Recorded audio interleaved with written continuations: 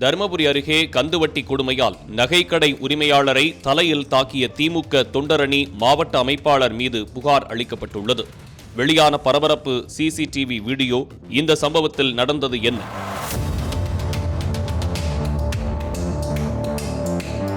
தருமபுரி அடுத்த காரிமங்கலம் கடைவீதி பகுதியில் கிருஷ்ணகிரி மாவட்டம் காவேரிப்பட்டணம் பகுதியைச் சேர்ந்த பிரபு என்பவர் கடந்த 25 ஆண்டுகளுக்கும் மேலாக சரோஜினி என்ற பெயரில் நகைக்கடை நடத்தி வருகிறார். இவர் அரூர் பகுதியைச் சேர்ந்த மேற்கு மாவட்ட திமுக தொண்டரணி மாவட்ட அமைப்பாளர் ஜெயா என்பவரிடம் கடந்த 10 ஆண்டுகளுக்கும் மேலாக கொடுக்கல் வாங்கலில் இருந்து வந்துள்ளார். அவ்வப்போது 10 லட்சம் முதல் 50 லட்சம் வரை வட்டிக்கு கடனாக வாங்கி கொடுத்து வந்துள்ளார். பணத்துக்கு பதில் கையொப்பமிட்ட வங்கி காசோலை மற்றும் பத்திரங்களையும் கொடுத்து வந்துள்ளார். கடந்த மாதம் அனைத்து கடனையும் திருப்பி கொடுத்துவிட்ட பிறகு தான் கொடுத்த வங்கி காசோலை மற்றும் பத்திரங்களை திருப்பி கேட்டுள்ளார் பிரபு.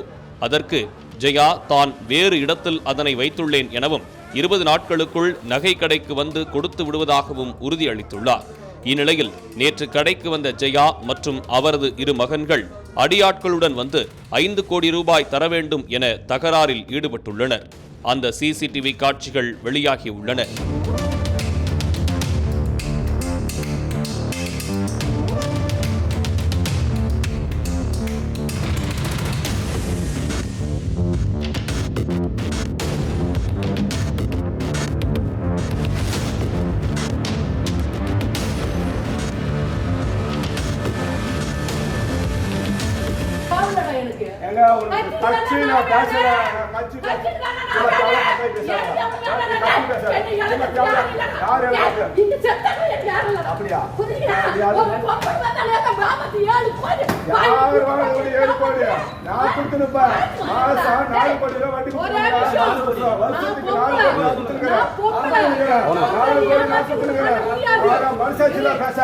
பத்திரங்கள் மற்றும் காசோலை தன்னிடம் உள்ளது என்றும் பணம் கொடுக்கவில்லை எனில் கொன்று விடுவேன் எனவும் தான் ஆளும் கட்சியில் பொறுப்பில் உள்ளதாகவும் கூறி தகாத வார்த்தையில் பேசி தான் கொண்டு வந்த செல்போனை கொண்டு பிரபுவின் தலை மீது பலமாக தாக்கியுள்ளனர்.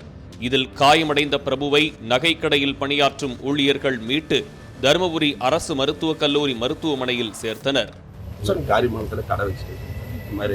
எனக்கு இந்த ஜெயான்றவங்ககிட்ட நான் பணம் வாங்கிட்டு இருந்தேன்.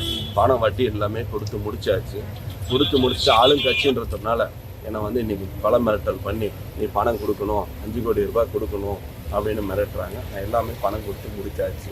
வட்டி முதலோட இன்னைக்கு வரைக்கும் 10 ரூபா வட்டி, 5 வட்டி, கணத்து வட்டியோட மோசமா 10 நாளுக்கு ஒரு வட்டிலாம் 1 லட்சம் 2 லட்சம் அந்த மாதிரிலாம் வட்டி கொடுத்துருக்காங்க.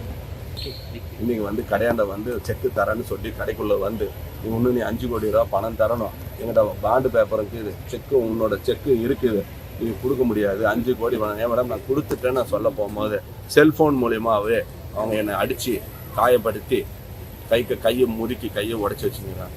இப்போ எனக்கு எஸ்பி சார் தான் கொஞ்சம் கூட கொஞ்சம் எனக்கு மீட்டு தர மாதிரி கேட்டேன்.